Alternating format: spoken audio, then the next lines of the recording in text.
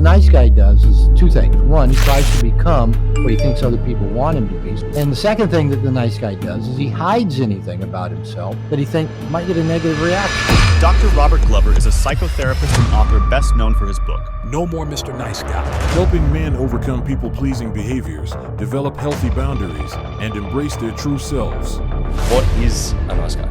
So when I started looking at what I came to call nice guys, I first assumed every nice guy maybe was just like me. And the things that nice guys tend to hide the most are their needs, their wants, their thoughts and feelings, and especially their sexuality. So if we try to hide that, repress it, it's got to go somewhere. It's just a force of nature that cannot be repressed. So it will find the cracks, it will find the gaps, it'll find the darkness. And nowadays culture's made it so easy, especially with online porn, because whatever gets repressed does get expressed. It will go somewhere. This loneliness epidemic, I guess, we have in the world, it's very dangerous. It's killing a lot of men. I think a lot of men's isolation is self-inflicted.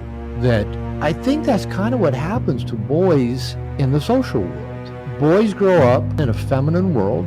Our first caregivers were women. So we go to school and it's all female teachers. And it's natural that we'd be trying to please women, but we don't have a female brain. Boys and girls have different brains and it manifests differently. No more Mr. Nice Guy. Let's iron out a little groundwork first. What is a nice guy?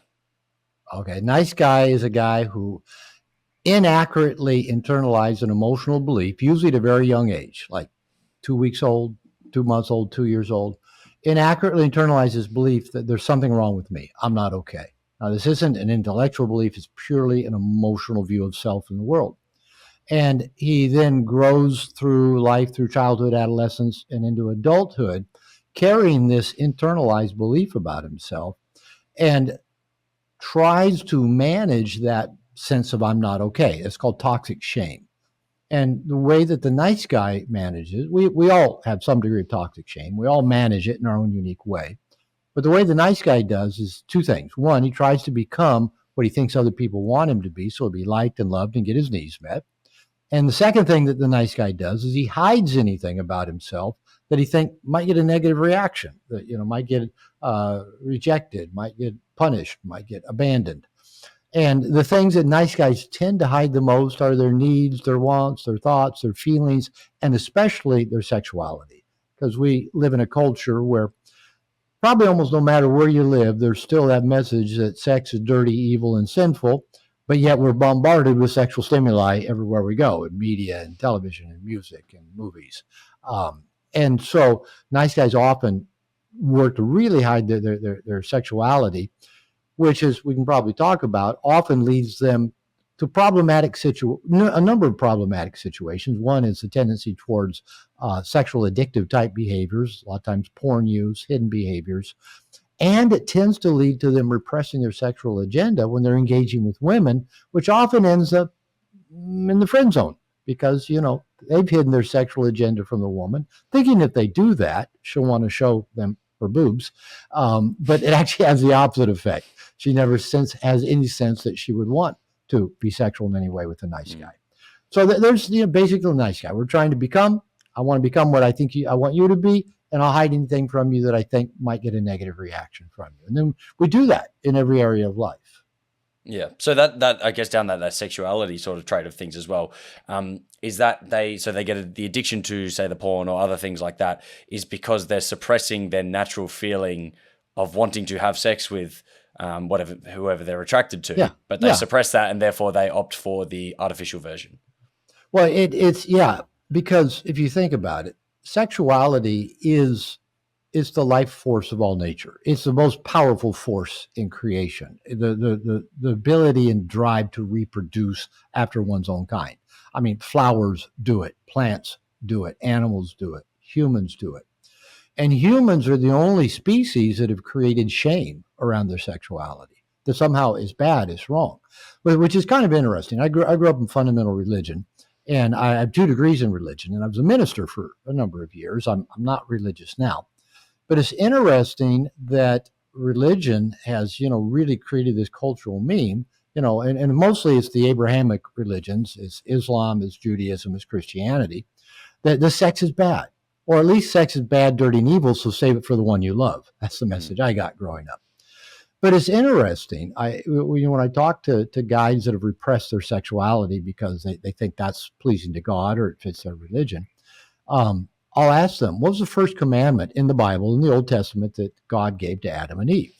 And that you guys usually think, well, don't eat of the fruit of tree of good of evil. I go, no, actually, his first commandment was go fuck a lot. That is literally the first commandment that God gave. And people are going, what? But the Bible puts it poetically. Go forth and multiply.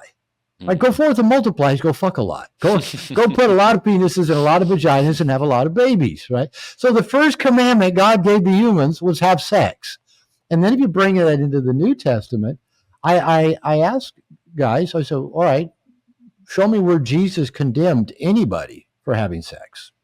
Gay person in adultery, person premarital sex, can't be found. You can't find Jesus condemning anybody for having sex. So all this social meme about sex being bad and we're bad for being sexual has come from somewhere else, right? But and then been imposed on it. So what happens, because this is such a powerful drive, it's the essence of all creation and all life. That's what we're driven to survive and to procreate. That's what our nervous system wants to do.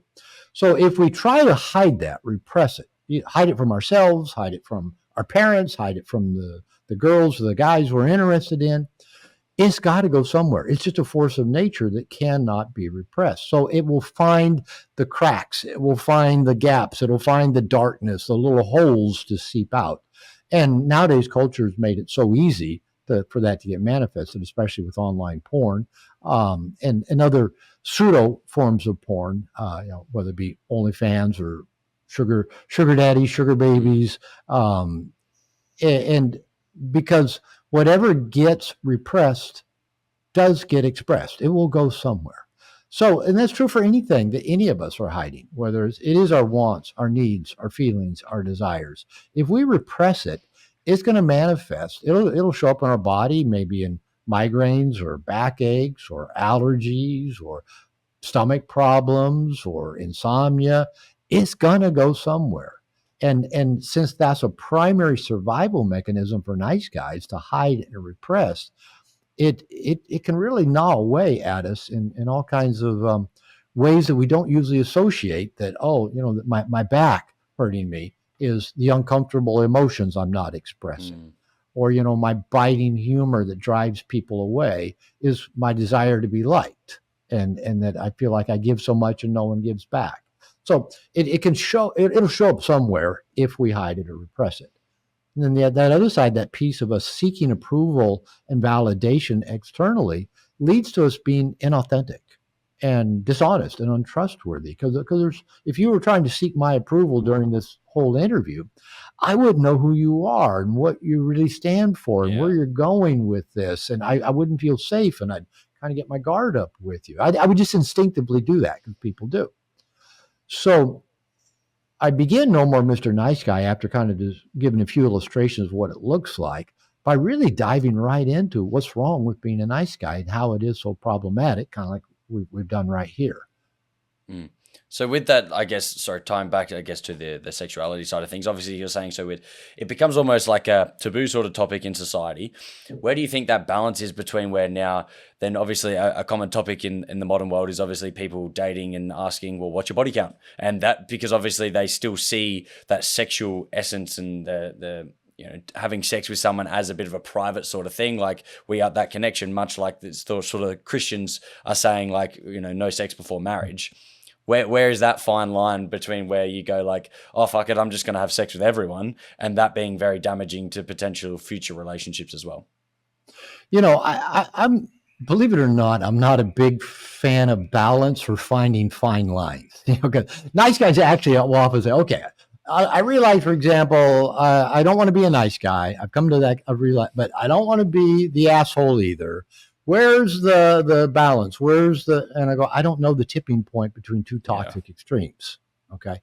So, and nice guys also do tend to think in terms of extremes. Well, okay, if I'm not going to repress my sexuality, that means I'm going to go, crazy and just, fuck everything that moves. And so the thing is, when things don't get repressed, they tend to find a fairly natural expression that is energetically congruent, right? It's only when you're told, well, all right, you're a personal trainer. I assume one of the reasons you became a personal trainer is a lot of personal trainers at early age struggled against something. Maybe they were overweight. Maybe you always liked to train and have always had six-pack abs. I don't know, but a lot of fit people I know have struggled against something. Yeah. So, what have you struggled against? Well, for me, massively, I was on the opposite end. I was quite skinny, so I was like, I don't want to be skinny anymore.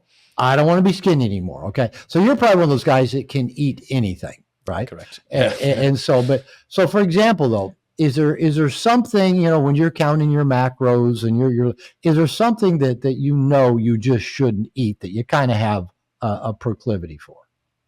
Yeah, multiple things. Tell me one. Give me one. I'll go crazy. Pizza, ice cream. Ice cream crazy with them.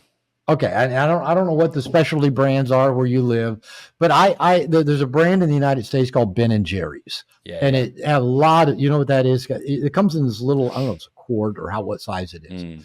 I was addicted to Ben and Jerry's at one time in my life, especially when I got divorced in my late 40s and I was single. I pull one of those things of Ben and Jerry's out at night, I'm watching a ball game or something. And I just eat it right out of the cart. And I'm going to eat a few spoons. Okay. And then I smooth it off and eat a few more. And then I'm about halfway there. At halfway, I'll quit, put the lid on, put it in the freezer. Just another bite. I'm past halfway. Why would I put? And I'd eat the whole carton. And you know what? I'd wake up the next day like I had been on a binge the night before. I'd be hungover. I'd feel like shit. And I'd keep doing it. And guess what? If you told me, don't do that. Don't think about Ben and Jerry's. Don't eat Ben and Jerry's. Don't ever go close to Ben and Jerry's. You'll go to hell for all eternity if you even dream about Ben and Jerry's. Guess what? Where my drive's going to go? It's going to get out of control. This whole Ben and Jerry's thing. Now, as it was, instead of shaming myself for eating the Ben and Jerry's, I knew it wasn't good for me. I knew it didn't feel good to me. I knew all those carbs and the sugar and the fat wasn't serving me. So I had an intellectual awareness about it. And so instead of shaming myself, I just kind of challenged myself. And I said, okay, I won't buy it and bring it home. If at any time I want Ben and Jerry's, I have to get up, leave my apartment, and walk to the grocery store. That was about a 20-minute walk. I mean, it was a pleasant enough walk. And I'd have to walk there, buy it, walk 20 minutes back. So it was a 40-minute walk in order to get Ben and Jerry's. And I'd still do it. I'd get up, 9, 10 o'clock at night and walk to the store, and it was open, and get the Ben and Jerry's and walk back. But over time of doing that, it slowed kind of the habitual pattern down. And I wasn't shaming myself, telling myself I was bad, wasn't telling myself I couldn't have Ben and Jerry's. And I really got to where I'd really cut back significantly on it until I found out there's a little convenience store right across the street from my apartment that carried it. In the U.S., they call them 7-Elevens. It's just, a little, stop and rob kind of store. And so I thought, oh, fuck, now it's right across the street I'm from in trouble. me. But you know what? I don't crave Ben and Jerry's anymore. But I didn't change that behavior by hating on it or by trying to repress it. And now, mainly because I don't eat dairy anymore, just because I have an allergic reaction to dairy, I don't eat ice cream. I like it still, but I don't eat it, mainly because I know I don't do well with it. But if someone said, Robert, you can't ever eat ice cream, I'm going to want to eat the ice cream. I'm going to want to eat it insatiably. That's what happens with these kind of drives. So what my theory is, what religion did for a number of reasons, but mainly to try to control the masses and keep a power structure, is they told people they were bad and evil for doing something that's not bad and evil, that's natural, that God told people to do, right? And so by doing that, they could control people. They could manage people. If you can keep people feeling bad about themselves, you can manage them. Government does it. Families do it. Culture does it. Religion does it. Let's make people feel bad, and then we can control them. They're easy to control that way. And so when we don't have those kind of pressures of outside cultural things saying, you can't be that way, you shouldn't be like that, who we are just finds natural expression. And it is the natural expression of humans to put lots of penises in lots of vaginas. Nowadays, Red Pill calls it body count, and they weaponize that typically against women. If she's got a high body count, she can't handle intimacy. She won't be a good partner. But the truth is, monogamy. I'm not preaching for or against monogamy. Monogamy is evolutionary sin. Mother Nature wants lots of penises and lots of vaginas, and our ancestors lived communally, and everybody had sexual access to everybody. Nobody was deprived of sex. Nobody did body counts back in the day. Mother Nature wanted us procreating, and it wanted genetic diversity. So that's a lot of penises and a lot of vaginas.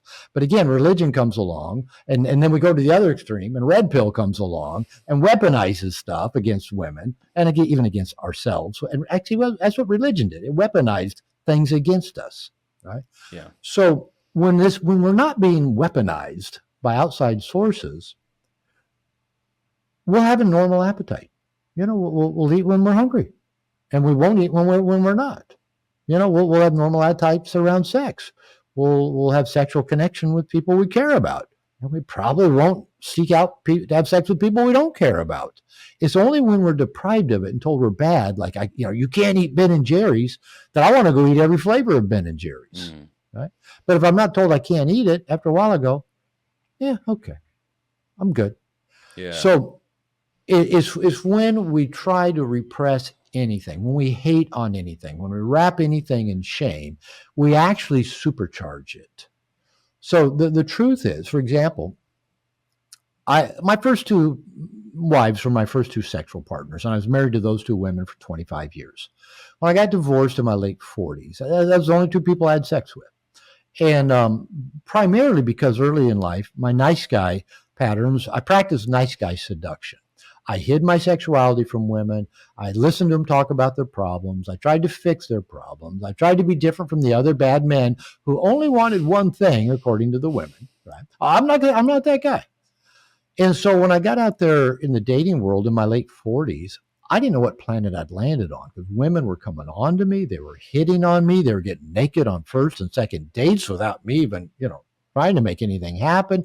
And I go, what planet have I landed on? This isn't how I thought the world worked.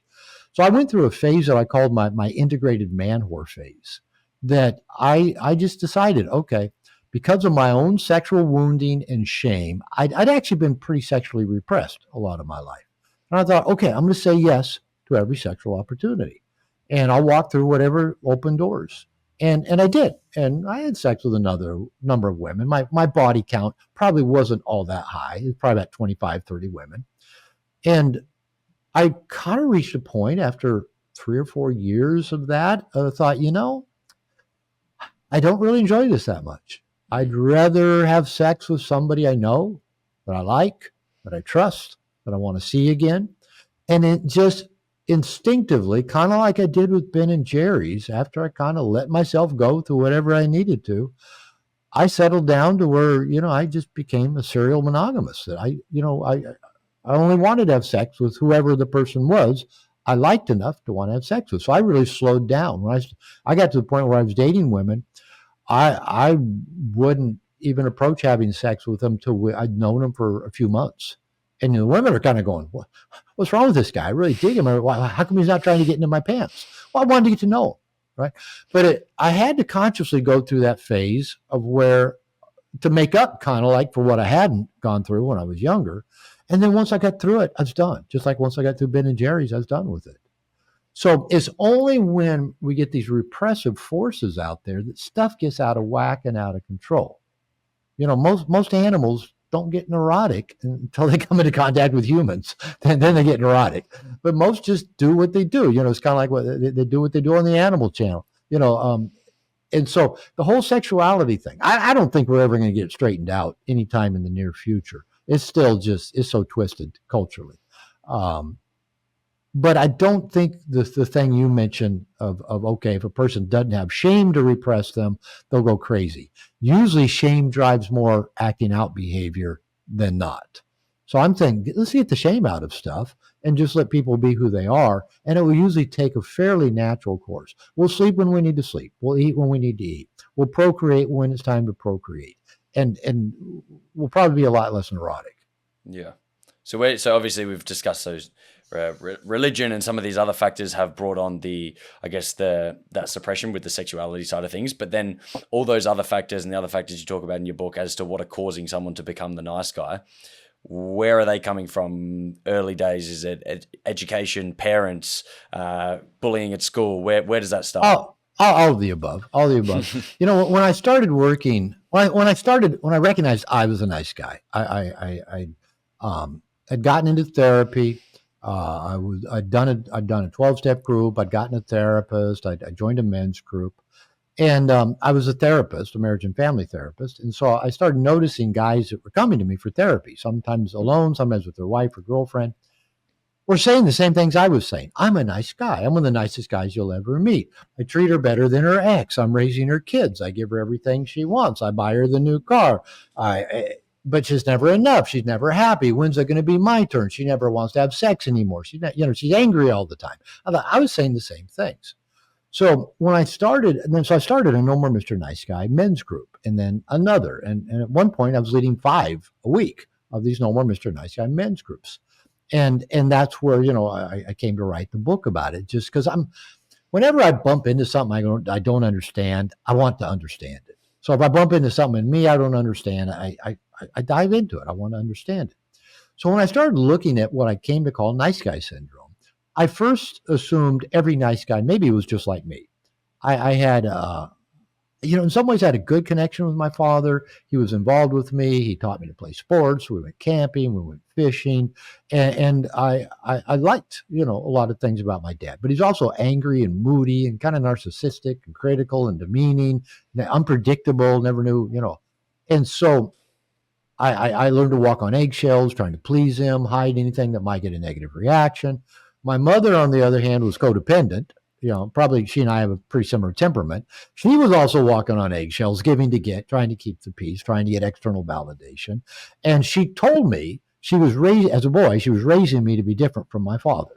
Now, as an adult, she actually apologized to me for both doing that and saying it. And so I thought maybe all nice guys were like me. And I heard a lot of stories about either angry fathers, absent fathers, abusive fathers, just out of the picture dads. And so I thought, okay, maybe everybody's like me that way. And I thought, well, maybe everybody's mom was like codependent and smothering and used their sons to meet their needs and be their good little man and, husband-fied them, parentified them. But as I worked with nice guys, I found a lot of different stuff. Some guys came from pretty stable, emotionally sound families.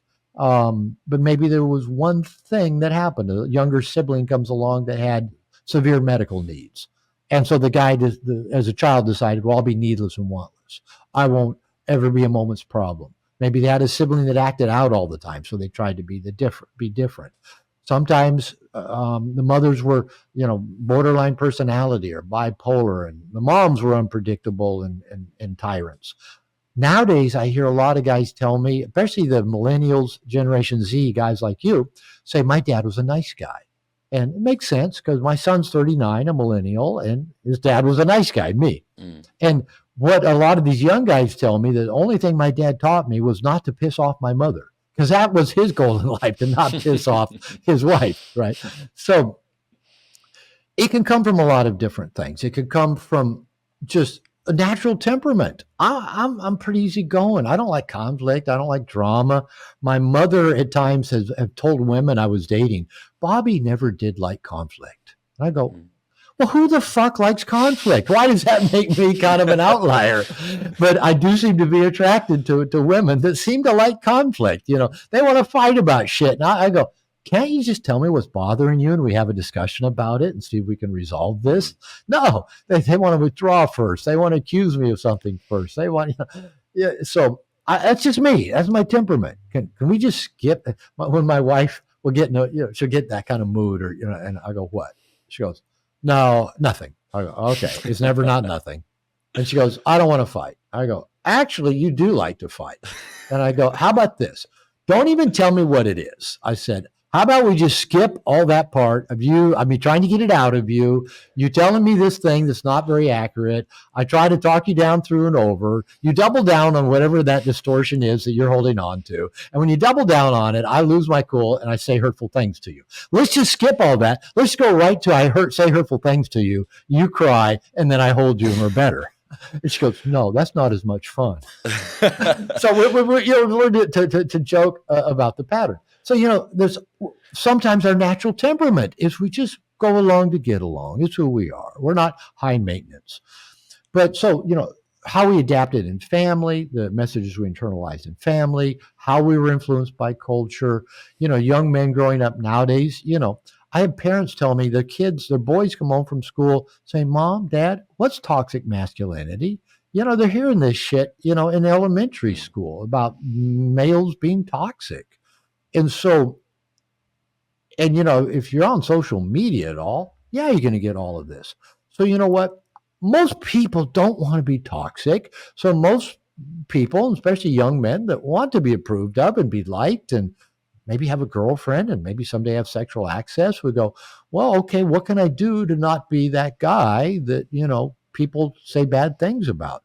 So really what happens is a lot of who we are just gets taken off the table. Well, I can't be this. I can't be that. I can't think about that. I can't say this. I can't behave that way. It all gets taken off the table. Who are we? We just become these kind of passively pleasing people that don't have any purpose or passion. And I call it we hang out in the nursery, just getting the world pushed to us through internet, social media, television, porn, video games. Nothing's required of us and we don't take any risks. And then we wonder, how come I'm lonely, sad, depressed, and I haven't ever been laid, or I can't get a girlfriend, or I can't even talk to a girl? Because we're repressing everything because nobody's taught us it's okay to be you.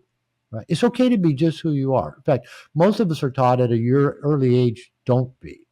And I know I'm kind of going all over the map here, but we keep coming back to these core things.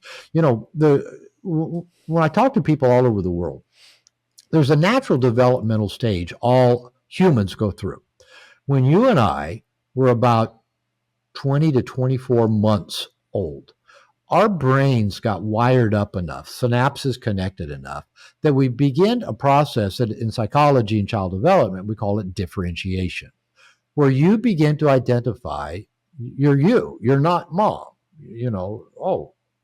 she begins and ends, I begin and end, I have wants. You don't think that a lot, but you start identifying. You go, no, myself, I want. You start throwing a few tantrums so you don't get your way. Everywhere in the world, I don't know if they call it this in Australia, but everywhere in the world they call that the terrible twos. Have you heard that phrase? They call it that in Australia when the kid hits 2 years old and starts saying myself, no, and throwing tantrums. I've not heard the term, but I've definitely seen the 2-year-olds doing that. You've seen the 2-year-olds doing that.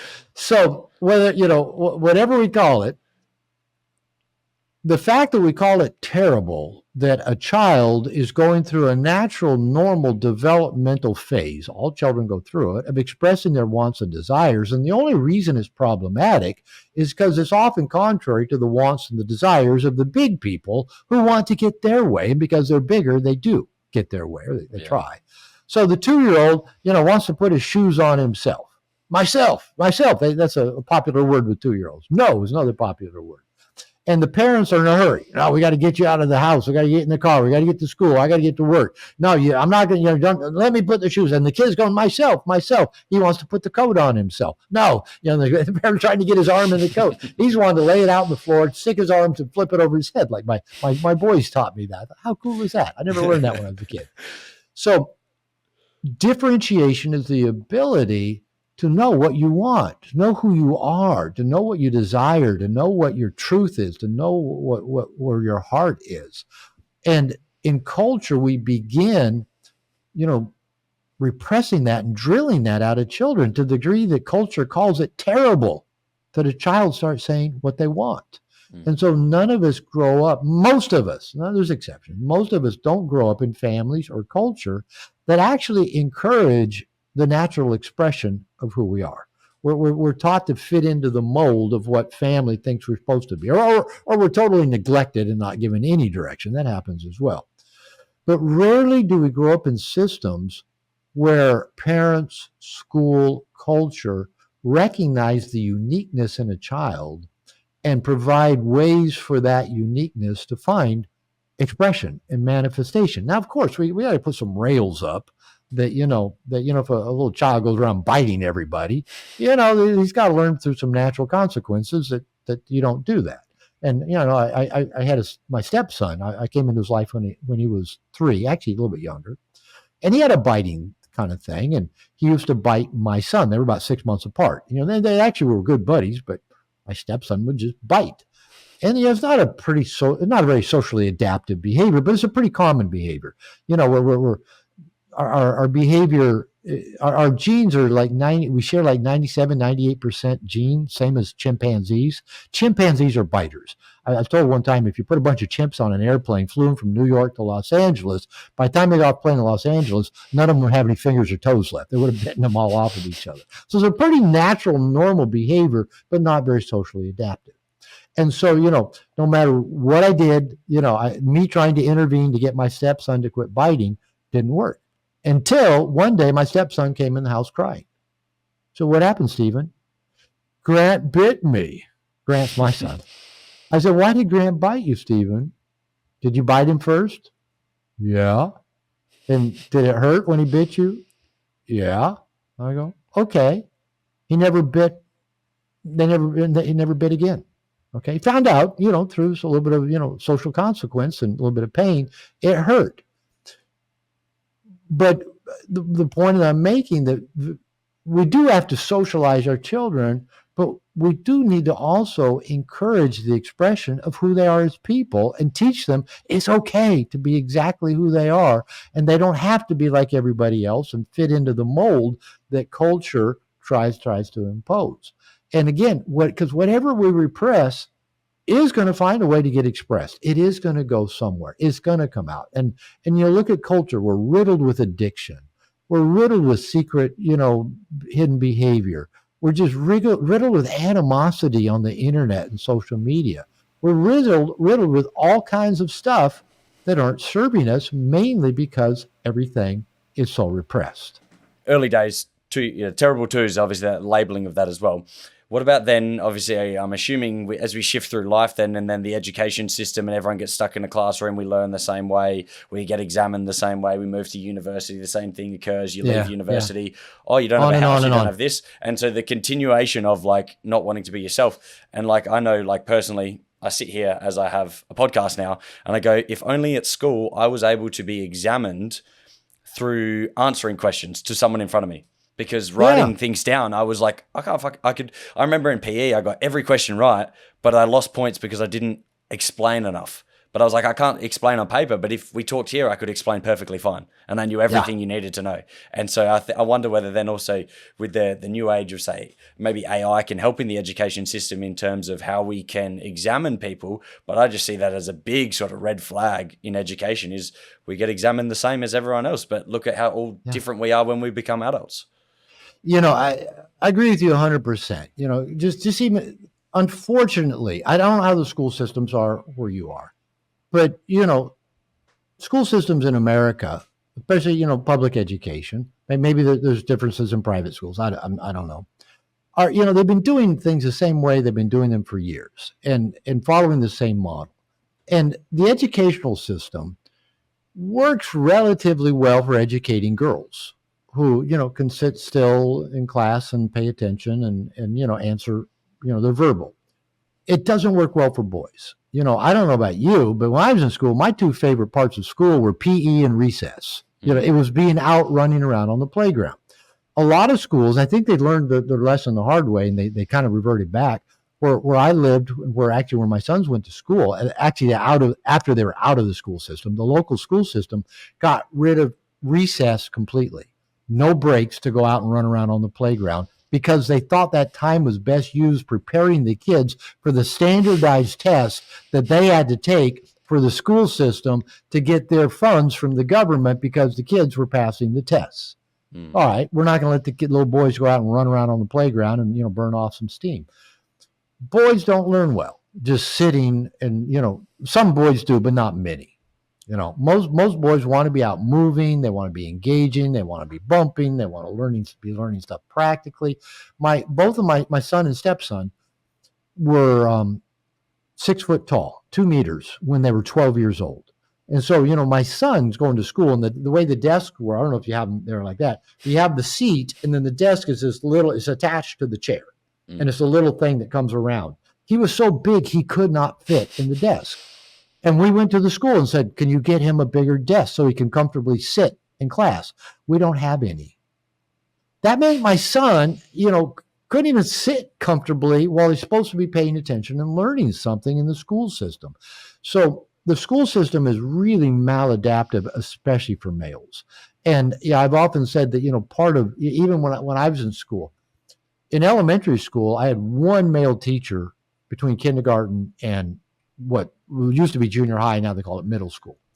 And so one of the things about boys growing up, like learning to please women, go along to get along, is I say in school system, not only does a little boy have to learn his reading, writing, and arithmetic, but how to please a woman just to get from second grade to third grade. And trying to please the feminine is kind of a moving target. And so the school system, and they're underfunded for whatever reason, communities, governments don't want to spend much money on schools or on school teachers. And so, sometimes the least qualified people become school teachers because the really highly qualified people can go get higher paying jobs. And so we just don't honor that educational process. And we don't honor, like you said, why wouldn't every child, why wouldn't the teachers in the system be paying attention to each child, have small enough classes, find out what is that child's learning capability? As an adult educator, I've had courses that teach, okay, some people are visual, some people are auditory, some people are kinesthetic, and you gotta, teach them in the ways that they learn. Okay. And so, even when I do interviews, I try to actually, communicate, because I've been communicating since I was on the debate team in high school, and since I was a minister, and since I've been teaching courses and leading workshops and doing this. I try to communicate in ways where I can try to hit on lots of people's different learning styles. That's why I give a lot of illustrations and examples, and not just like a lot of rote facts that we don't remember. But that doesn't happen in the school systems. We don't find out what's the child's special, So for you, if you could just had a verbal interaction and somebody just said, "Oh, okay, Jordan, let's go for a walk, and I'm going to ask you some questions about this, and tell you what, you even ask me some questions, and by the questions you ask, I'll have a good idea of how much you understand the subject." And what if the whole purpose of that walk we took was not to pass you or fail you, to make sure by the end of the walk, I was sure you had a good enough understanding of the subject that I could say, great, check off, go on to the next subject. Not to pass or fail you, but to make sure you knew what you needed to know to move on to the next subject. Wouldn't that be a great way to learn? Yeah, definitely. But it's not. It's not. So if children don't know the subject, they just fall through the cracks. They get put in special ed. They we ignore them. So it doesn't work well. And again, a lot of the shame that the men I worked with growing up was a lot of them had ADHD. They couldn't pay attention in school. They were acting out. They were impulsive. They couldn't sit still. They got sent to the principal's office a lot. They forgot to do their homework. They forgot to bring the homework that they'd done. And then, you're laughing. You know what I'm talking about. Yeah, I did the homework. I forgot to take it back to school with me.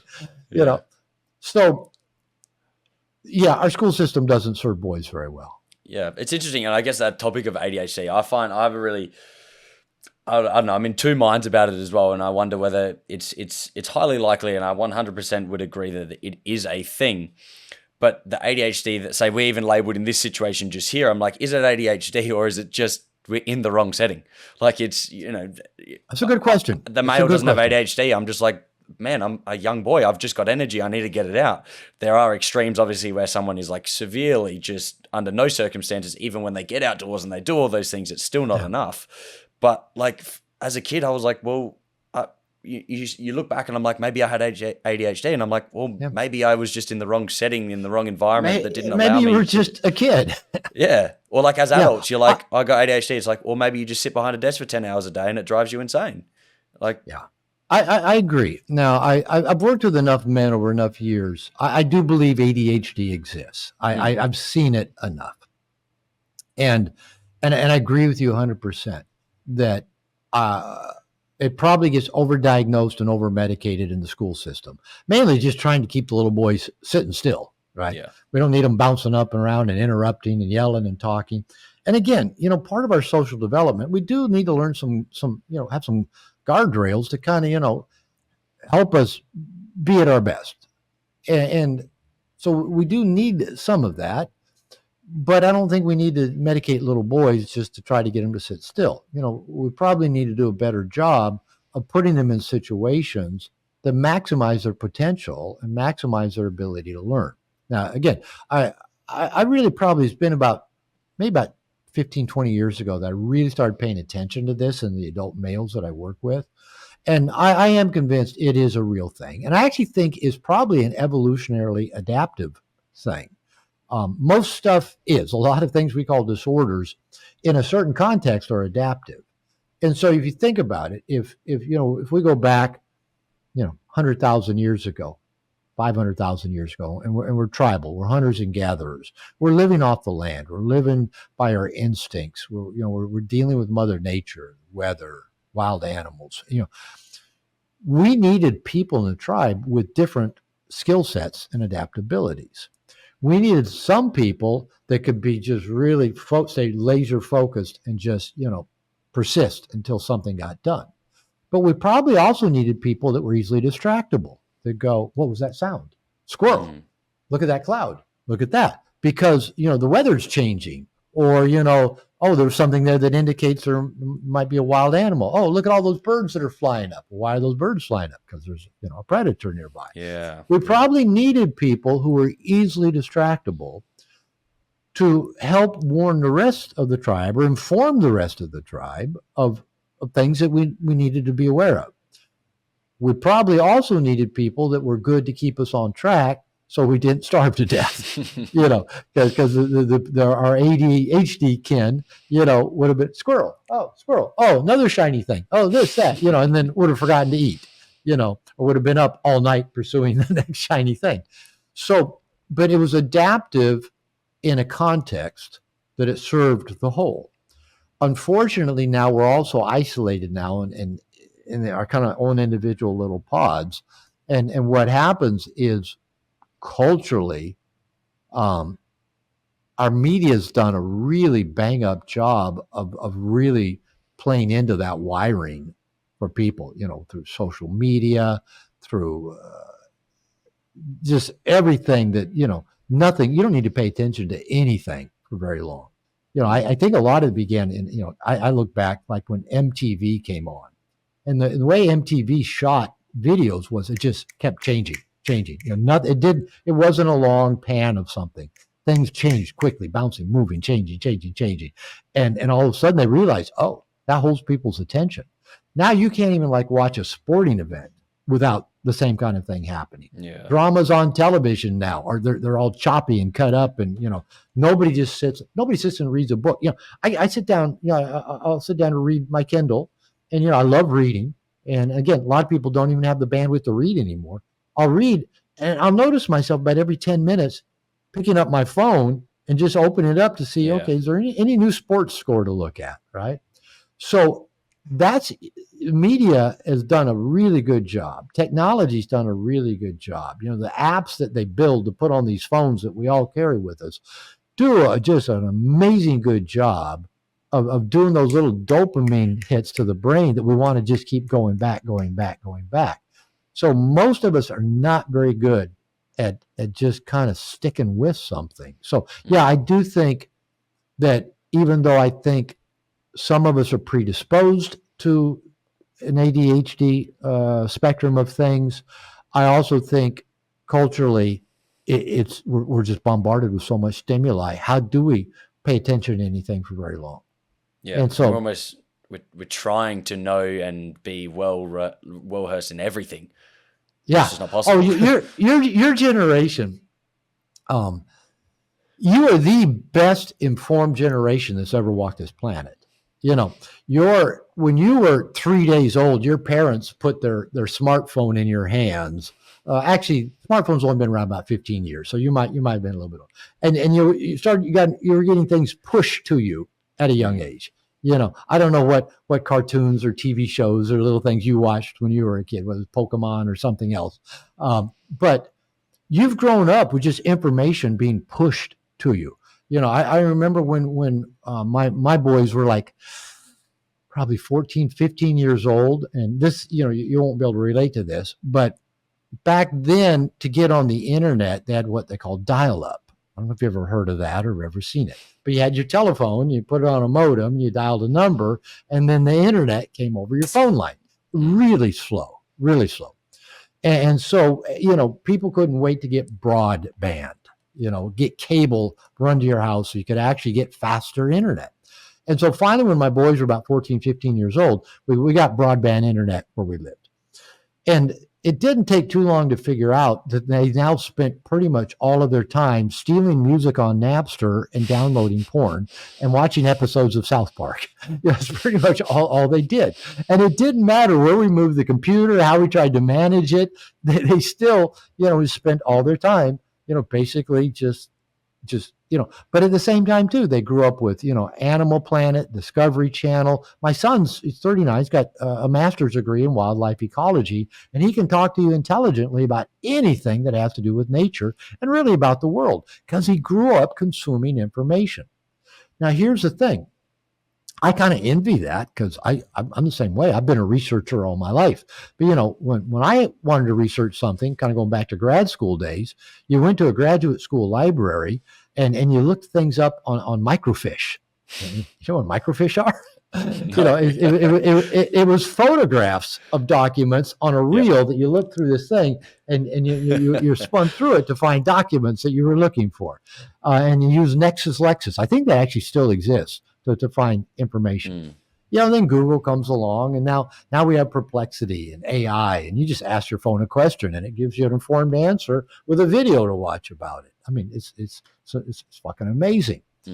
But here's the deal: the best informed generation ever is highly underperforming in many ways.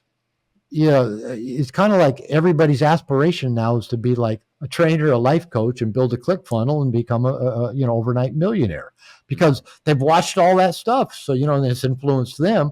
And so I think you guys will probably do well. You'll probably, you know, manage AI well and probably never have to work a day in your life after you're 30. You probably will you know, put all of us old folks that worked hard a lot to shame. But here's the thing that I found in working, especially with guys. We love information, right? Guys will say, oh, I've read every well, they don't usually read every self-help book. They listen to every self-help book. You know, they're on YouTube watching, you know, guys will say, Robert, you know, I just spent a weekend watching, you know, hundreds of hours of your interviews on YouTube, because there are, you know, and once you get in that algorithm, you're going to get, you know, I used to think Jordan Peterson was the only thing on YouTube, you know, until I started watching like Chris Williamson or Stephen Bartlett, or, you know who Mike Israetel is? Yeah. Now it looks like Mike Israetel is the only thing on YouTube because the only fitness guy that exists. The only fitness guy that exists, the only scientific fitness guy out there. Because my YouTube feed, you know, I can sit and watch Mike Israetel for hours at a time, right? Yeah. Just because it's there. But what I find with a lot of guys I work with who just consume information is that's all they do is they consume information. And often I tell them, you know, you might need to take a break. Stop. Don't read any more books for a while. You know, get off YouTube for a little while. You know, I found not to tell young men to get off social media. They just won't do it. They're addicted to it. It's like, you know, it's wired into their brain. Stop consuming information, because I tell guys you probably have enough information to actually live a pretty damn good life. You probably have taken in enough details to know how to fix almost any problem. The real issue is now, are we going to go apply it?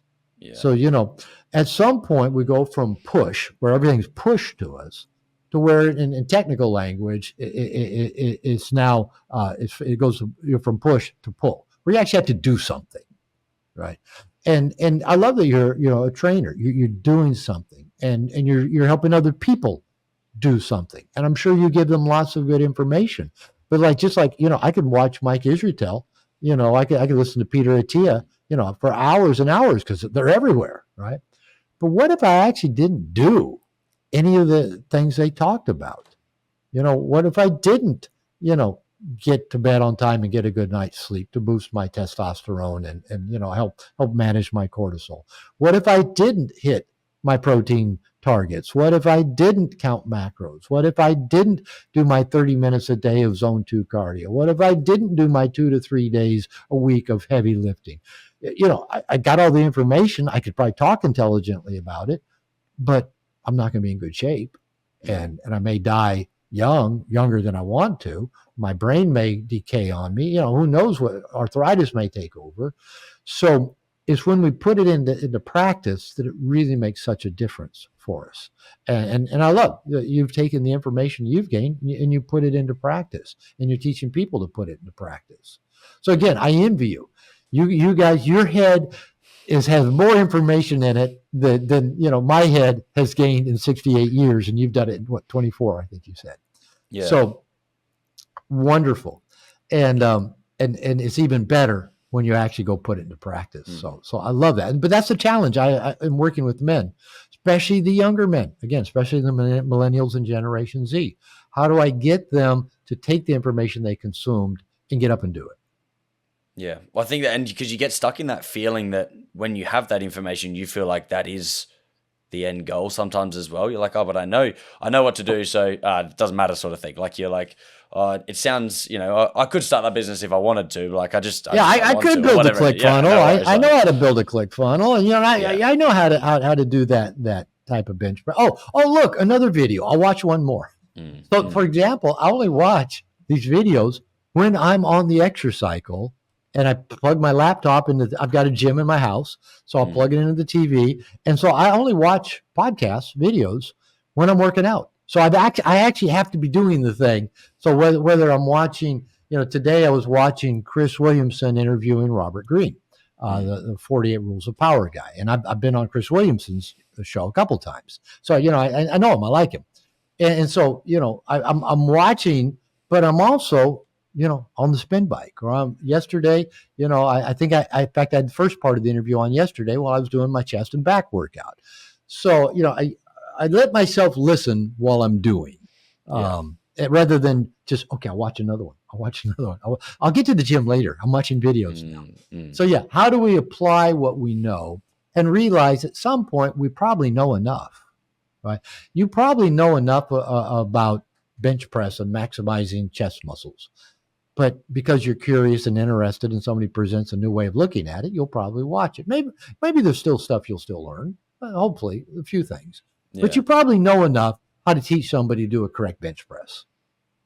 Yeah, and it's interesting that, because I think it comes back to the thought process of, like, look how many people are hyper successful in, I guess the sport, the talent there. They talk about, obviously, talent doesn't really matter. If it doesn't work, it doesn't do the work. And the same in business. It's like there's a lot of successful people that have a lot of money, and you would talk to them and you go, you're actually not that smart. Like, you're nothing that special. And you kind of go, yeah, but they did the thing. And that, once again, like, you could have everything in your brain, but if you don't do the thing, it's pretty useless.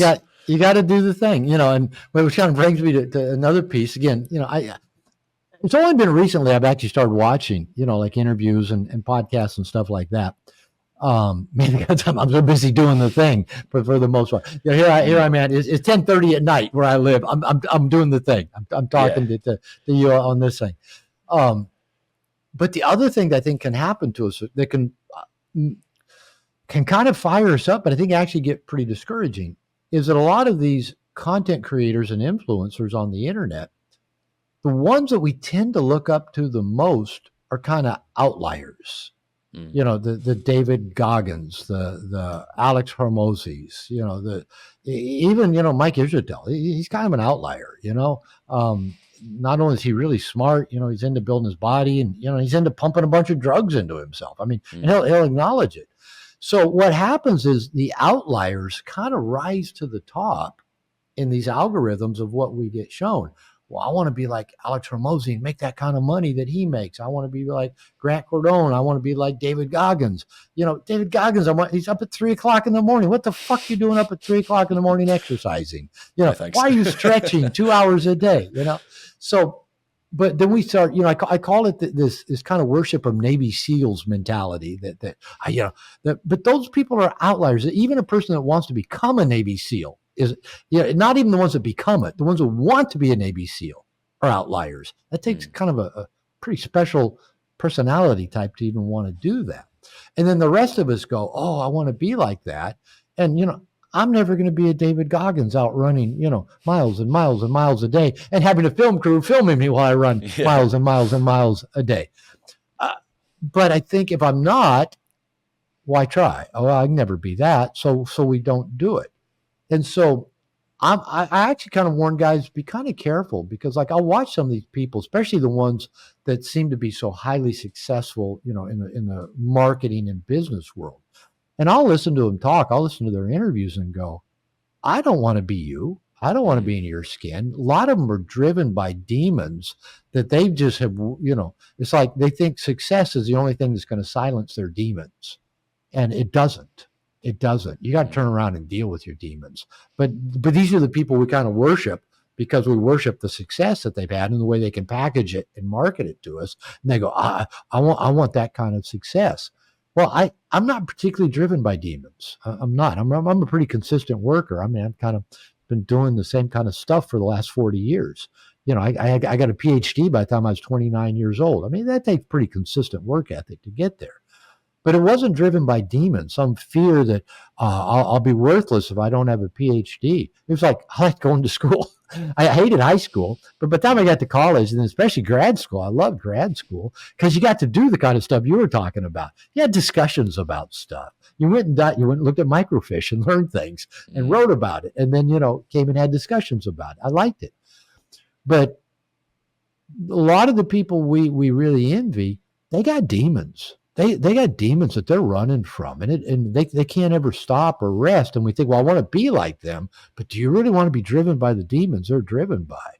And so trying to model ourselves after an outlier doesn't make sense. But again, because it gets in the algorithm, and once you watch Mike Israetel, there's Mike Israetel. Once you watch Peter Attia, there's a lot of Peter Attia. You watch David Goggins, a lot of David Goggins. It's just going to happen. And so we just think that's reality. But it's not. It's just the YouTube algorithm. Yeah, and I think that's obviously because they can show such a niche part of and a small part of their lifestyle as well. Like they're not obliged to show you everything. They're not obliged to show the arguments they have with their partner or the arguments they have with their staff or the workout they skip. They can put the quote up and say, I never skip a workout, and then the next day skip a workout. Like no one's going to know. No, unless you take a picture of your watch at 4:30 every morning and post it on social media. But I'm sure that can be faked. I'm sure AI can fake that easily enough. Deep fake of my watch at 4:30 in the morning. Yeah. And, why does that make us good or special that we're up at 4:30 in the morning? There's no inherent goodness. There's no gold stars in heaven for getting up at 4:30 in the morning. I always say to people, especially on PT clients, I'm like, it's a race to the bottom, the people that are just trying to wake up earlier than each other. I'm like, you wake up at that time to have an unproductive day just to tell people you wake up at that time. Who gives a shit? Like, who gives a shit? Big deal. Get as much sleep as your whoop man tells you need to get. Exactly. Yeah. All right. Well, with the nice guy, so they're a nice guy, and they've accepted it, they've realized it. Where do they start with setting boundaries? Where do they start with trying to, not please people, I guess, because it's okay to have some element of that, but avoid the overdoing of people pleasing and being a yes man. Okay, there's really a bunch of questions in there, and there's probably no one right way for a nice guy to do I'll call it nice guy recovery. I tell people I'm a recovering nice guy. I've been at it for 30 years. And honestly, I've gone through several different phases and stages of that. And I don't think there's a right way. But I think there are certain things that do seem helpful. And again, every nice guy is different. Like I said, I learned early on, we're not all the same. We're all very different. for me, and I really stress this in No More Mr. Nice Guy, I believe you got to go find safe people, because one of the things that drives the nice guy is toxic shame. Again, that I got to become what I think people want me to be. I got to hide. We need to go find a group of safe people, a therapist, a men's group, a coach, a 12-step group, a church group, whatever, where we can go practice revealing, being ourselves, just telling the things that we don't want anybody to know about us. I'll do a workshop here in my house this weekend. There'll be 10 guys here in my office. Friday night, we'll go around. Everybody's going to get 6-7 minutes and just introduce themselves and tell us why we're here, why they're here, what do they want to get out of the workshop. And as soon as the first person reveals something vulnerable, the room relaxes. And then the next guy, and then the next guy. And then the next day, they've kind of got, oh man, this feels good. And then like by the end of the weekend, these guys are so bonded with each other. It's like they've been frat brothers for 20 years, all because they got real and vulnerable and they let other people see them and let other people give a shit about them as they kind of gave a shit about other people. Because, what happens when everybody first gets in the room here Friday night is everybody's looking around. We're all kind of measuring each other. We're judging each other. We're projecting on each other. I'm going to like him. I think that guy's going to be a dick. That guy's going to get on my nerves. I wish that guy hadn't come. We all do it, right? Mm-hmm. And then, 15 hours of work later, 2.5 days later, it's like we're just loving each other to death because we got real. That's how we release that toxic shame. And that's how we get feedback with a more accurate view of who we really are. We're not that bad person, that bad child, that evil thing. We're good people that are just bumbling our way through life and making mistakes. And maybe we have ADHD and we did get in trouble a lot. That doesn't mean we're bad people. So that vulnerability is so essential. Now, add to that most of the men I work with, most nice guys tend to be either isolated or tend to seek the approval of women. A lot of guys say, I got a lot of female friends. I go, that's too bad. That means you're listening to a lot of women talk about their problems and you're not going to get laid. There's a direct inverse relationship between the amount of time a man spends listening to a woman talk about her problems and the likelihood she's going to have sex with him. So I had to work at getting connected with men when I started my recovery.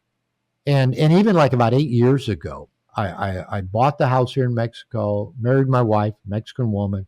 I'm living in Mexican culture. I'm learning Spanish in my 50s and 60s.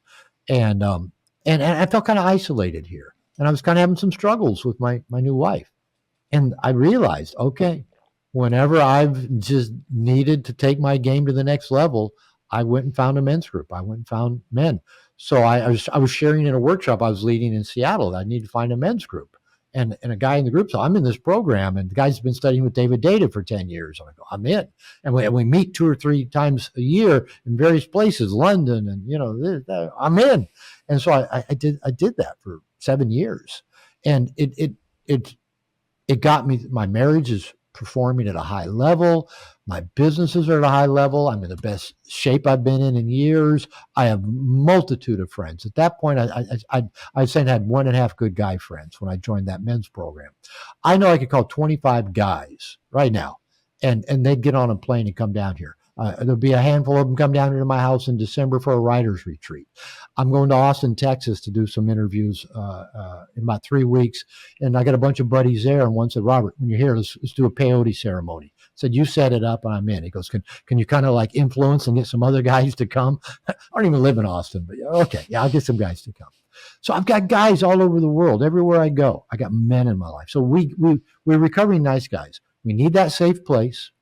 Hopefully, is safe men in our life. And some people think that's an oxymoron because if you've been bullied, if dad was, an ass, you didn't have a close relationship, the idea of safe men seems contradictory. But in my experience, if we go seek out a group of safe men and open up to them, it's life-changing. It's transformative. And again, I've just been at my best anytime I had good men in my life. So there's that part. In there, yeah, we learned, I think, start being honest. and truthful and transparent. We learn to start making our needs a priority and putting ourselves first. We learn to start asking for what we want. We learn to start setting boundaries and not tolerating bad behavior. We learn to remove ourselves when we need to. Um, we learn to have fun. We learn to have joy. We learn we learn some discipline. We get some structure and accountability and support. Like for example, all my life I've been relatively active, but I've been kind of up and down in terms of fitness. And but I know the value of it. My wife's a gym rat. She'd be happy to be in the gym 2 hours a day. She's been working out since she was 15 and even competed when she was younger. So, she just, if she doesn't go to the gym, she's in a bad mood. I got to talk myself into it. So I know the value of it. And so like earlier this year, my men's program, Integration Nation, a couple guys who are coaches did a 8-week fitness challenge. And so I did that. And, I was with a group of guys. They gave us the workouts. They gave us some, kind of instruction on eating. And a lot of it I already knew, but I got structure more than anything. And, I was regular and I trimmed down and I started seeing some change in my body. And I thought, this is good, but I'm not done yet. So at another workshop I was leading here back in April, I said, I need to find a nutrition coach. And two guys said, I know somebody. And so I hired one of them who's a former fitness competitor, is a woman who's got a master's in gerontology. So she works with older guys. She knows how to, and, I remember our first conversation. I said, I don't want to count macros. I don't want to count calories. Just give me a diet that I like, that I can follow. And she goes, we're not going to do it that way. You're going to get MyFitnessPal. We're going to start with a target of 200 grams of protein a day. It only took me about 2 days to figure out how fucking hard it is to get 200 grams of protein without blowing through the fat limits that I have as well. Because, I can eat some ribeye steaks. No problem. Nope. And I came to really like doing it. So this weekend, I started an over 50 fitness club in my men's program. And we got online and we just talked and engaged and shared wisdom and shared ignorance and mainly said, let's log in every day. Let's support each other. Let's be accountable. And I tell you what, because my wife had surgery last week, I hadn't worked out at all last week. I'd been almost a week without a workout. I'd walk the dog most mornings, but it's really hot here right now. And if I wait till 9 or 9:30 in the morning, it's too hot. So I hadn't worked out. But after I had that call Sunday, today's Tuesday, I got the dog walked yesterday morning early. I got my weight workout in. I counted all my macros. Today, I got the dog walked early again. I got my spin bike, my zone 2 cardio in, counting my macros again. When I've got tribe and accountability, I'm at my best. So that's really where I think, whether we're nice guys or where we identify this with or not, if we've got a tribe of men supporting us that we're accountable to, that's where I perform my best. Self-discipline doesn't get it done for me. I couldn't be a David Goggins. But I tell you what, if I got guys that I know I'm going to check in every day, I'm going to almost get excited. Hey, I got it done, and I send them a message that I got it done. So we really need these support systems. So I'm just kind of almost a broken record talking about how important those support systems are. We can't go it alone. And ideally, this is other men on a similar journey to the one that we're on, so they can relate to where we're at and what we're trying to work on. And we can support them, they can support us, we can hold each other accountable. And that's where I think we men level up to our best and have our best lives. Then on that topic there of that the connection, the tribe as well, I think it really tie in well to create the understanding there as well. So when men became a little bit vulnerable and opened up as well, it's not that they didn't have maybe people in their life, but now they have connection with people in their life. And I've talked about this with a lot, like psychologists and all these sort of things. It's like this loneliness epidemic, I guess, we have in the world. It's very dangerous. It's killing a lot of men, a lot of people, but men specifically as well. Yeah. Is that it's not that there's no one around. We've got people on our phones. We've got people that we walk past on the street, but lack of connection is when you open up and get a little bit vulnerable like that. Now we've got that connection, and that also solves another problem. I agree 100%. And I've spoken and written some about this loneliness thing. And yeah, and it's real, and it is destructive. It takes its toll.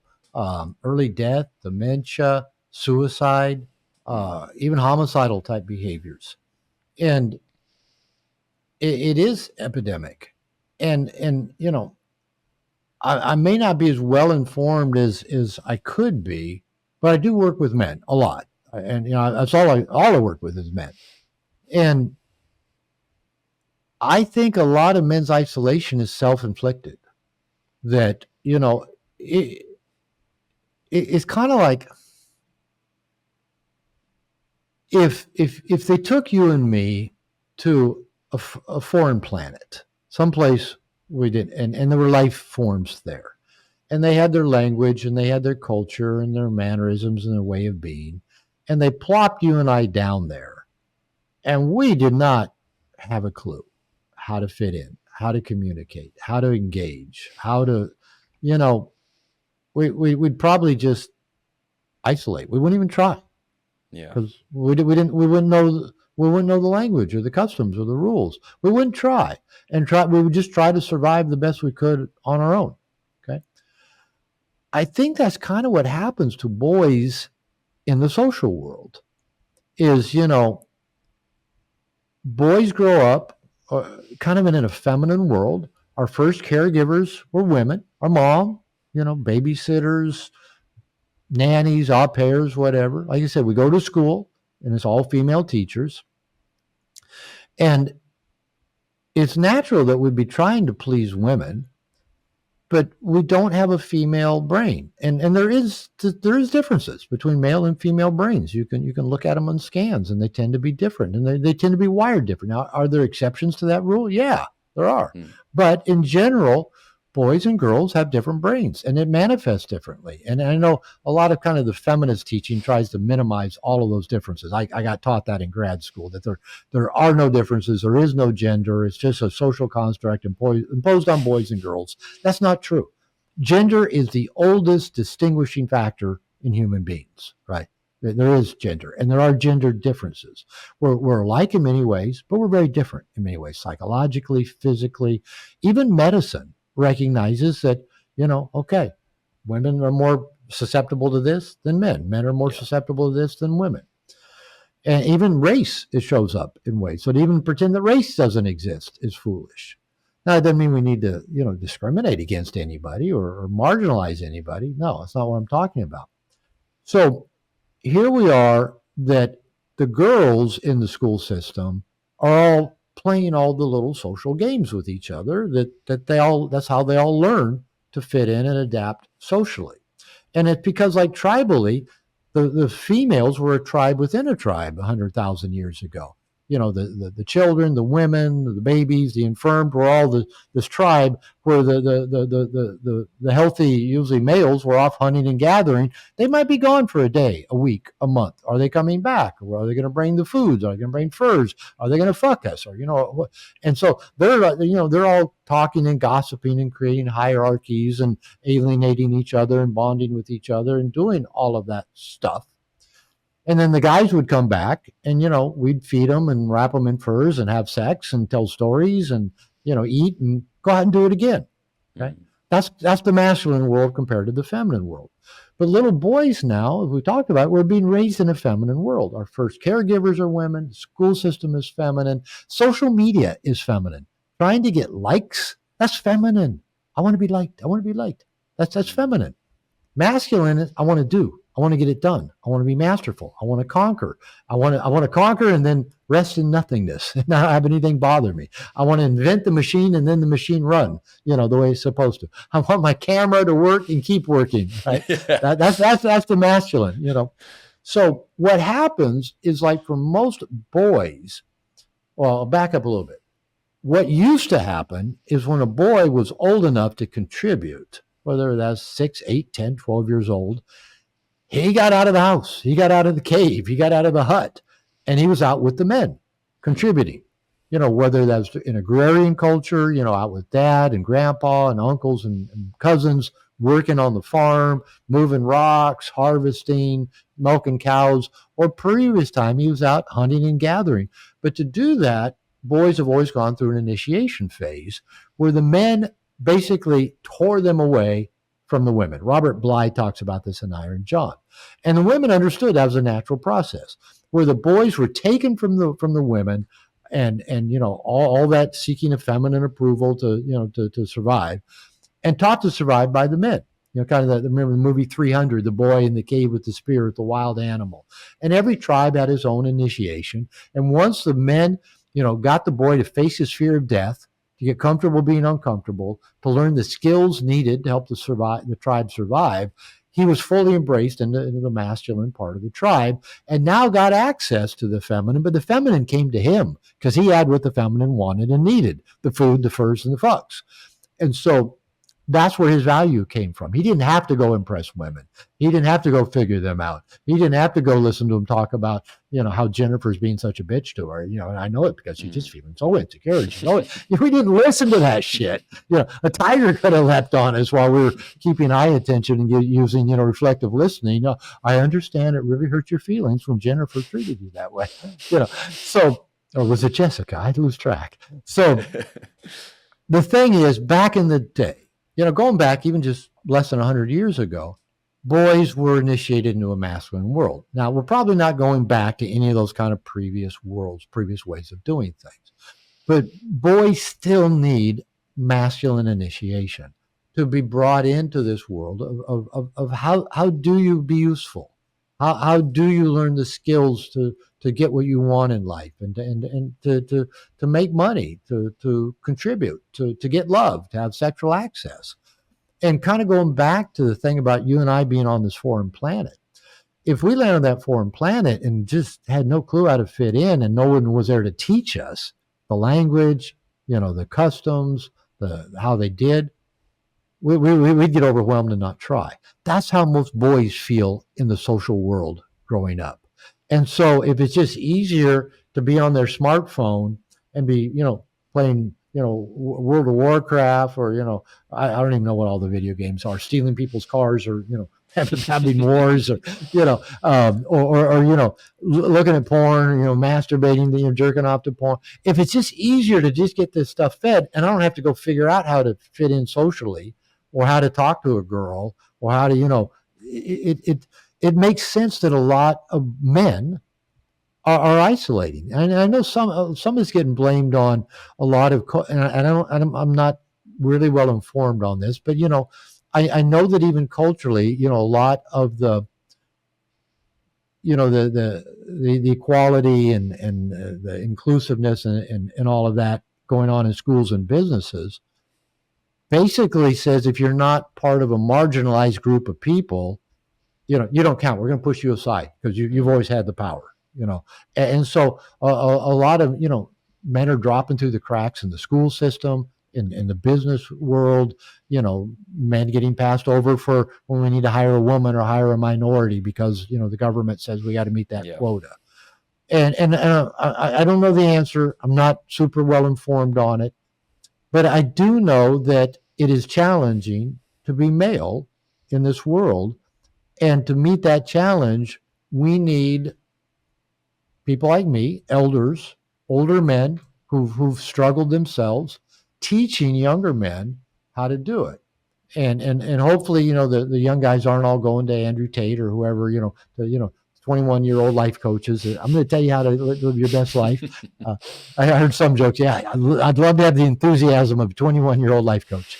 So men need that instruction, and then we need to get it from other men, and we need to get it from other experienced men.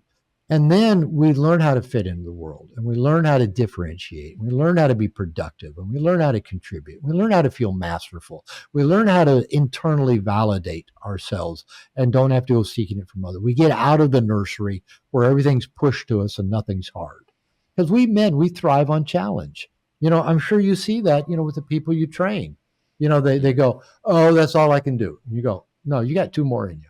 You're going to give me two more, And then when they give you that two more, and you go, there's one more there, and you help them with that one more, and then they do it, and then they're smiling ear to ear, aren't they?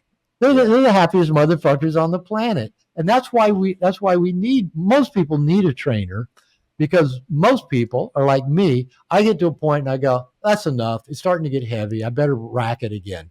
But if I got a trainer there with me, he's going, no, we're not done. You got 3 more. And then he gives me just a little bit of help if needed be. And then I get it up, and I because I would have quit 3 before. But it's those 3 extra that make the difference.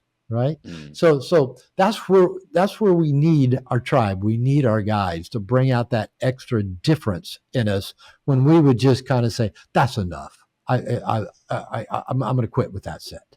Yeah, I guess that's kind of that someone like that, oh no, that's enough sort of thing is like your mother taking care of you sort of thing. That's kind of that feminine role of kind of being like more nurturing, I guess, in a sense. Yeah. Oh, you tried. That's fine.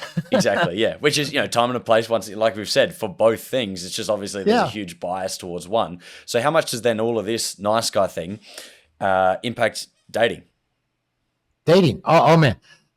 We're going into a whole new podcast. Of course, it affects dating.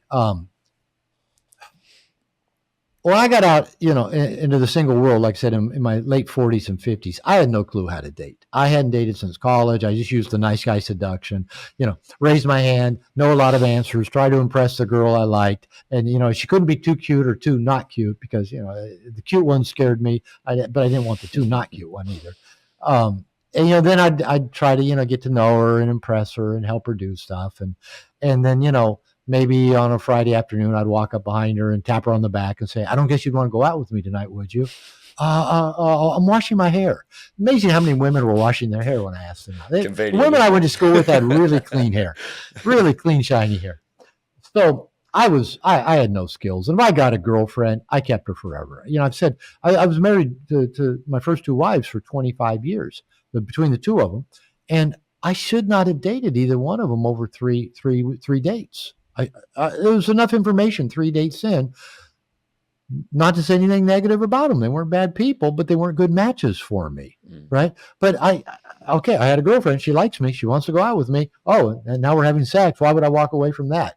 So I just stayed because I didn't have the skill sets to go. So I'm a big fan of guys getting skill sets. So I got out in the dating world. And like I said, started having a lot of success. Guys were giving me books to read. I read, Neil Strauss's The Game. Somebody gave me David D'Angelo, Double Your Dating stuff. I'm talking old school, dating stuff. And so I just went out and started practicing. I just worked at becoming a social animal. I just talked to people everywhere I went. I just got bold and took risks and walked through open doors and said yes. And I was having success. And my clients said, Robert, what are you doing? Teach us. I go, I'm not a dating coach. I'm not a dating guru.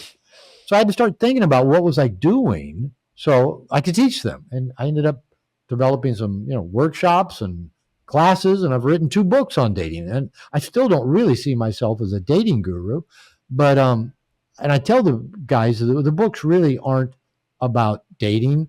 They're really about expanding your social and emotional intelligence. But if I wrote a book and named it How to Expand Your Social and Emotional Intelligence, you wouldn't buy it or read it. But because you want to learn how to get laid and have a girlfriend, you'll read the books where I teach you how to expand your social and emotional intelligence. So, and that's really what a lot of it is, it's overcoming our self-limiting beliefs. I had beliefs that I'm not good looking enough.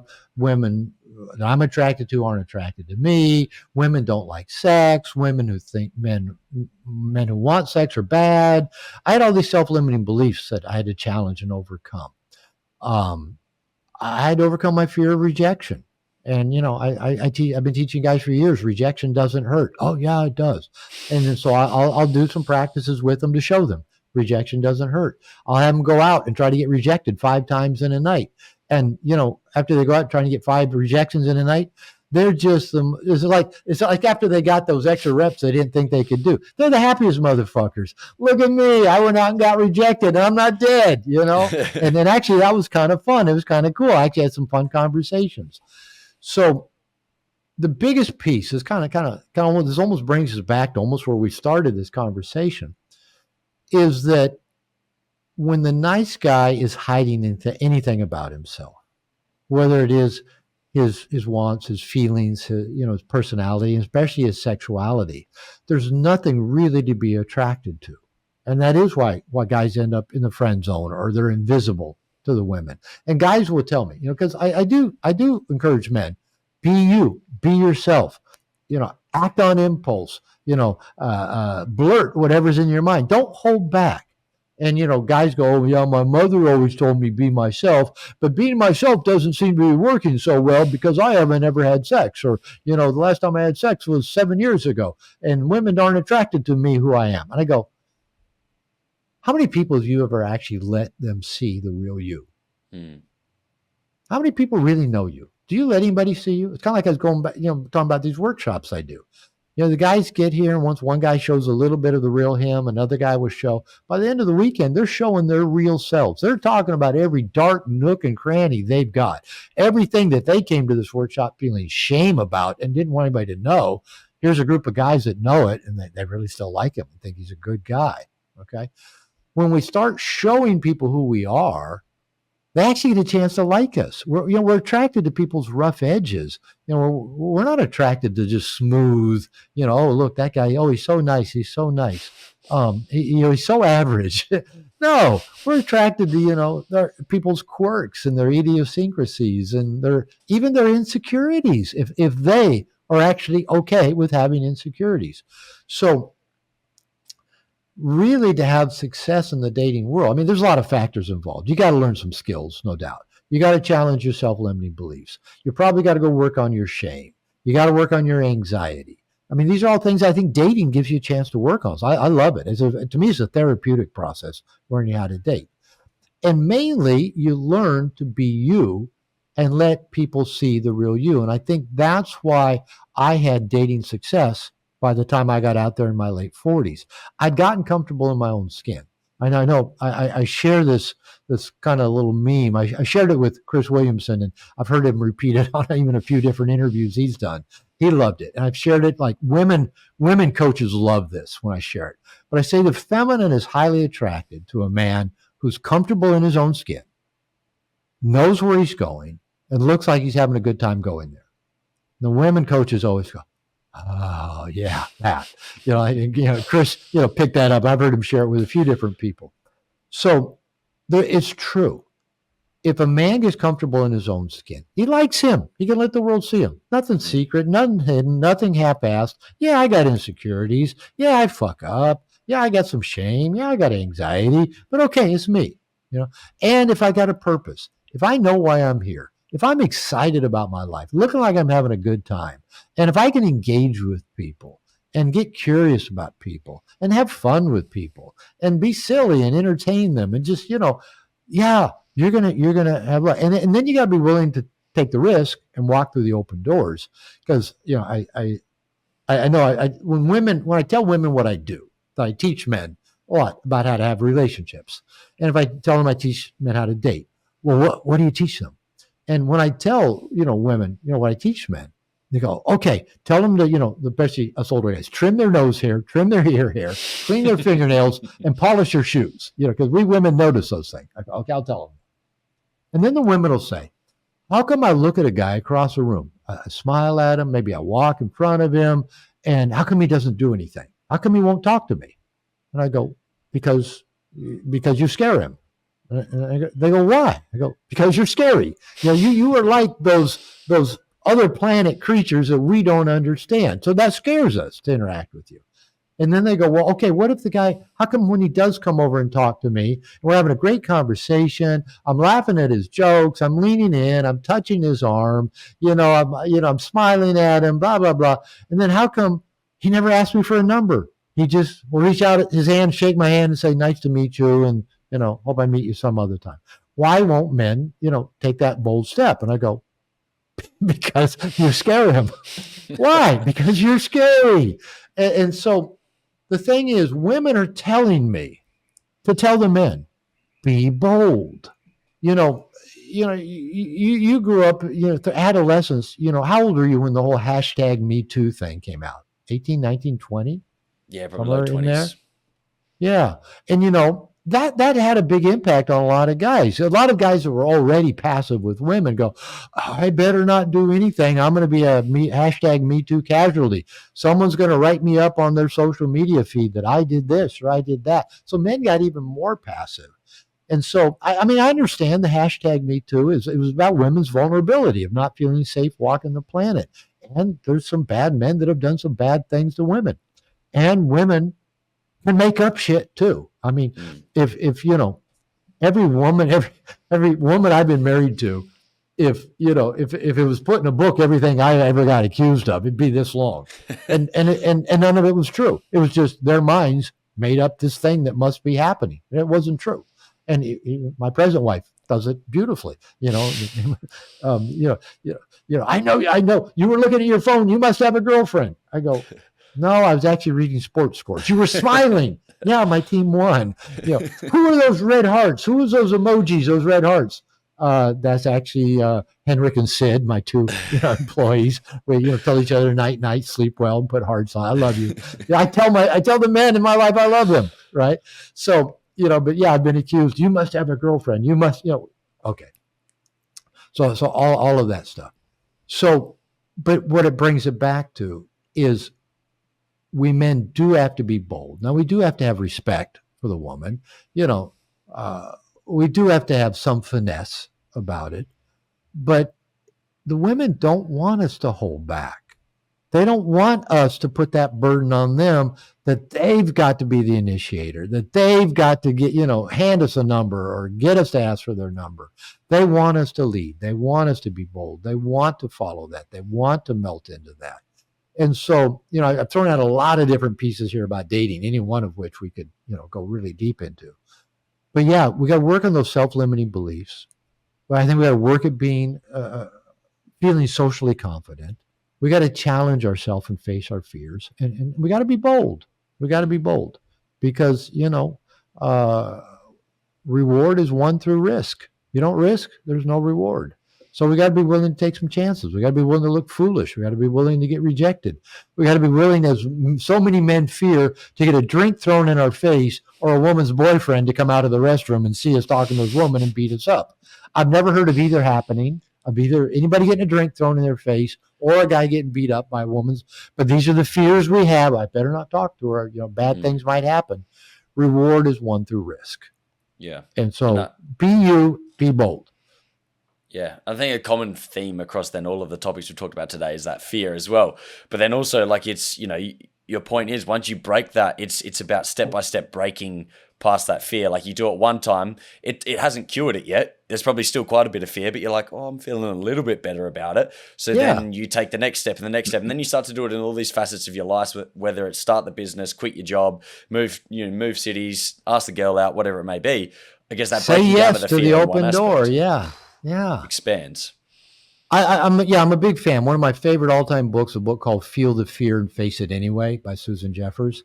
And she just basically says all fear is basically an underlying belief, I can't handle it.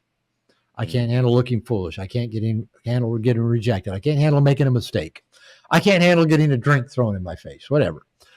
But she says the truth is we've handled everything we've ever feared. We're still alive and ticking. So my mantra for well over 35 years has been, I'll handle it. No matter what happens, I'll handle it. I've been interviewed by some pretty famous people. My second interview ever was with a guy named Bill Riley on Fox News, who had a reputation for being a real ass. In fact, he finally got fired a few years ago for being a real ass. So I was, I learned to salsa dance. And that scared the bejeebers out of me to go to salsa classes. But I just kept saying, I'll handle it. I just kept going back. Everything that I've ever accomplished scared me, right? But I kept saying, I'll handle it. I'll handle it. And I remember one time I was doing an interview, this several years ago, for the Geraldo show. And I remember the sound guy had me all mic'd up, about to start the interview. And he goes, you look really calm. I'm sure he's mic'd up a lot of people that are being interviewed.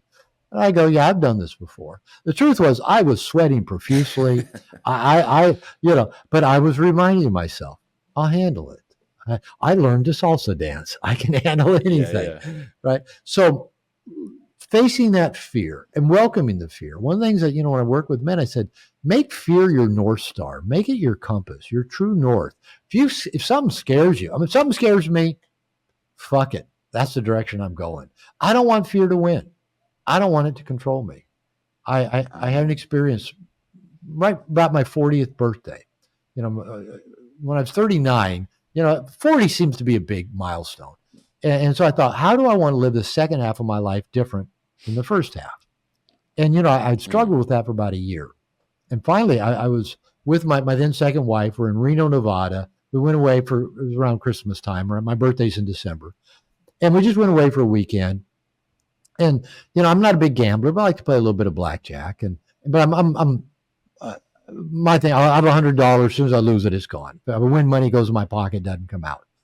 But I thought, okay, I finally hit me. I don't want to die afraid. And so I'm here in Reno, Nevada. I go, well, how can I face my fear? I go, so I took $100 bill, my whole day's worth of gambling money, went down to the blackjack table, bought the chip, the $100 chip, played one hand of blackjack. And I'm going to face my fear. It scares me to go lose that $100. And so played my hand, dealer pushed me. So I thought, fuck it, I'm in. I gotta go. And I lost $100. And I was the happiest motherfucker, like the guy that just got rejected 5 times. I faced my fear. That fear was no longer going to control me. And since that day, if I become aware that I get overwhelmed by something, or it scares me, or I don't know how it works, or I go, okay, I'm going to become a master of it. I'm either going to get a teacher, I'm going to get a coach, I'm going to go on YouTube and figure out how it works, or whatever. I'm going to do it enough times until I get good at it. And I think that will pay off in every area of life. So yeah, if it scares you, do it. Yeah, make it your North Star. It's powerful. I think for me, a big reframe, once again, I, like yourself, could sit here and say, I am getting through that nice guy stage, I guess you could say. And one of the big things through battling the fear for me was, I'm just doing a rep. So my mind going into anything, whether it's business, whether it's, I just started jiu-jitsu a few months ago, whether it's going up to someone at the gym or the bar or whatever it may be, it's just another rep. And so already in my mind, I'm kind of just like, I actually do not care. Like if it goes badly, I'm like, well, practice, next one. And so that's just my thought. Yeah, you're just getting your reps in, and that's really probably all that life is. It's just getting up every day and getting in the reps in that matter most to you. And sometimes life would throw you a few things you hadn't planned on. Okay, I guess I'll get some reps in on that one too. And I love that. What a great way to approach life. Just get my reps in. Exactly. Well, I know things it's getting a little late over there where you are, so I won't hold you up for too long. And I really appreciate your time, and I'm sure we can do this again in the future and dive into the hundreds of other topics that are yet to be discovered. I tell you what, I've told this to I've gone on a lot of podcasts where guys are just kind of starting out and just getting going. I typically say yes if somebody asks me to come on a podcast. And I think I made the mistake of saying that on a Chris Williamson interview. And so I got a lot of requests for podcast, but it's good. I've had a lot of great experiences, and I've met a lot of kind of young new podcasters, whether they're young or just new at podcasting, who are just really sharp, really good. I mean, you're a great interviewer. And so I tell them, okay, when you do your 100th episode, invite me back. Invite me back for a 100th episode, and I'll say yes. It's a deal. We'll make sure that one's saved. So then when I send you a message, you can't dodge us. No, you say, hey, Robert, I've done 99. Come back for 100. I'll say, let's do it. I'll get up. Good. I'll stay up till 9:30. Actually, going on 11:30 now where I'm at. I'll stay up and do it.